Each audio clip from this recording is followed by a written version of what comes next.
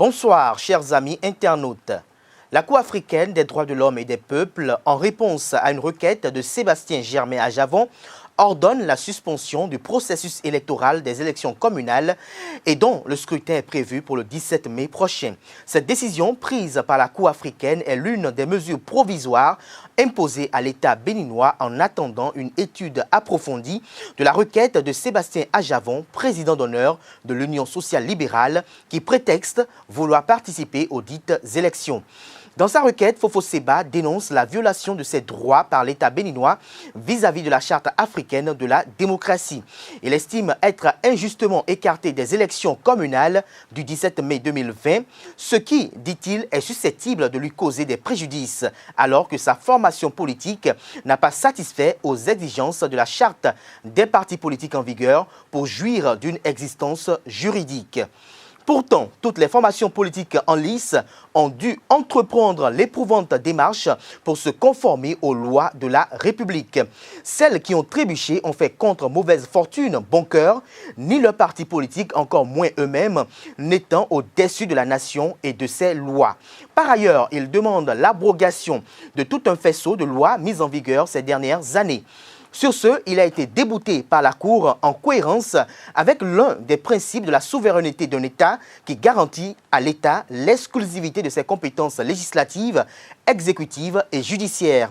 En ce qui concerne la demande de suspension du processus électoral en cours, il faut remarquer que la décision de la Cour africaine s'est complètement fourvoyée en marchant sur les règles et principes qui fondent et légitiment la souveraineté d'un État. La Cour n'est-elle pas au courant du niveau d'évolution du dit processus électoral? N'a-t-elle pas connaissance des innombrables dépenses engagées pour la tenue de ce scrutin?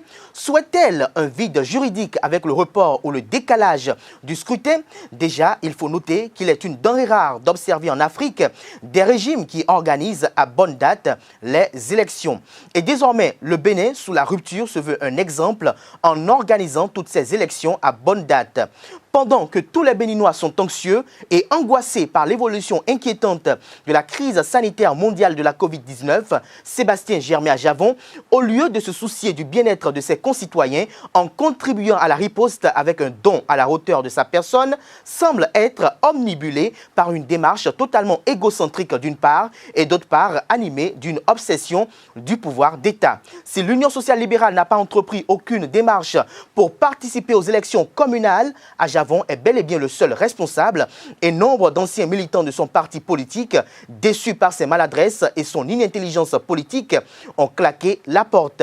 Cette absence de l'USL au scrutin prochain est l'expression incontestable de la manifestation d'hégémonie qui a toujours régné au sein de cette formation politique, conçue, créée et régentée par une seule personne, Fofo Seba. Sinon, Ajavon n'a pas besoin forcément d'être le président d'honneur de l'USL avant de contrôler sa maison politique, si tant est qu'il a confiance en ceux qu'il a nommés au sein des instances dirigeantes du parti politique qui sont pour la plupart des ex-collaborateurs à lui et même ses parents, tous reconvertis accidentellement en politique, tout comme lui.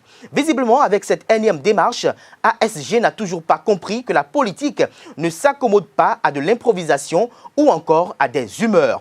Décidément, il était sincère et se connaît bien lorsqu'il jurait ne jamais faire la politique, mais entre-temps, poussé par un souci de régler des comptes politiques et sur l'instigation de quelques loups avides de viande fraîche de Jeffa, il s'est jeté à l'eau. Et manifestement, la machine ASG a pris l'eau comme on devrait s'y attendre et tous ceux qui ont poussé à l'eau se sont dépêchés de quitter le navire en dérive. Le Bénin va-t-il arrêter de tourner à cause des erreurs politiques d'un individu dont l'aventure politique tourne au cauchemar? Certainement pas. Sébastien Ajavon devrait avoir le courage de faire son introspection, se réconcilier avec lui-même afin de retrouver la lucidité nécessaire à ses affaires qu'il a abandonnées pour faire un saut dans l'inconnu. De toute évidence, la mayonnaise politique n'a pas pris. Autant le reconnaître et prendre la bonne direction, car la chasse à talons le conduit tout droit dans le mur. Et c'est pour cela qu'il faut s'étonner que la Cour africaine des droits de l'homme et des peuples le suive dans cette promenade solitaire au risque de se discréditer un peu plus. Car aujourd'hui, demain et après-demain, le Bénin ne sacrifiera pas ses lois et ses institutions pour se conformer aux blagues d'une quelconque institution ou juridiction fût-elle internationale.